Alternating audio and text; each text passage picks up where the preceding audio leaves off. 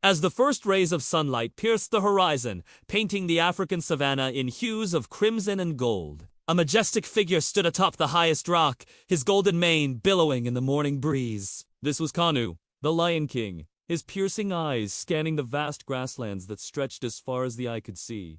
The air was thick with tension, carrying the unmistakable scent of impending conflict. In the distance, a chilling sound echoed across the plains, the eerie, cackling laughter of hyenas. Kanu's muscles tensed, his claws digging into the weathered stone beneath his paws. They were coming again. Those relentless scavengers led by the scarred and ruthless Zuro. 4 months, Kanu's pride had endured their harassment, their prey stolen, and their cubs threatened. The hatred between lions and hyenas had simmered for generations, but now it threatened to boil over into all-out war. As darkness fell, the wind turned cold and biting. More than 30 pairs of glowing eyes moved through the tall grass like fireflies, their owners' raspy laughter sending chills down the spines of even the bravest lions. Zuro led the charge, his tongue lolling hungrily as he eyed the resting pride. In an instant, the night exploded into chaos. Roars of fury mingled with hyena cackles as lionesses leapt to defend their sleeping cubs. Claws flashed in the moonlight, ripping through flesh and fur. Blood spattered the ground as the two species clashed in a brutal dance of survival. Kanu burst onto the scene like a force of nature, his powerful body sending hyenas flying with each swipe of his massive paws. But the attackers were too numerous,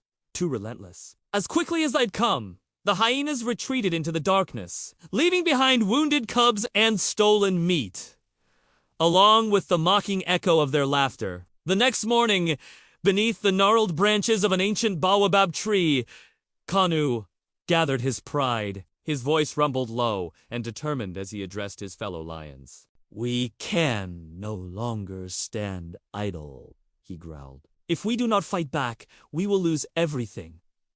Our food, our land, our very lives." A chorus of roars answered him, the air thick with the scent of determination and the promise of retribution. That afternoon, storm clouds gathered on the horizon as Kanu led his warriors northward towards the hyenas' territory. Rain began to fall, turning the ground treacherous, but it did nothing to dampen the lions' resolve. The battle that erupted was unlike anything the savannah had ever seen. Lion roars and hyena laughs became a deafening cacophony as the two forces collided in a fury of teeth and claws. In the heart of the melee, Kanu locked eyes with Zuro. The two leaders charged at each other, their bodies a blur of motion as they fought with every ounce of strength and skill at their disposal. Zuro was quick, darting in to snap at Kanu's legs, but the Lion King's raw power was unmatched. With a bone-crushing bite, Kanu sent the hyena leader crashing to the mud. Leaderless and outmatched, the remaining hyenas scattered into the rain-soaked grasslands. As the last echoes of battle faded away,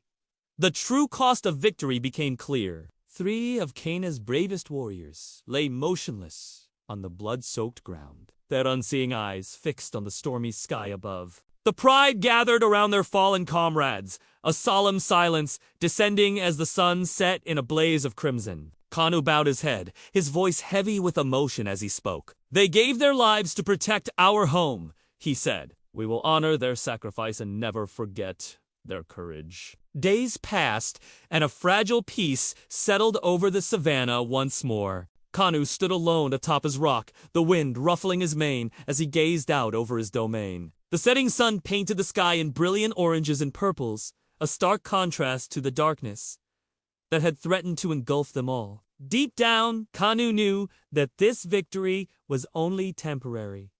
The shadow of war would always loom on the horizon. But for now, the lions' territory remained their own. And that was reason enough to let a small smile play across his battle-worn features.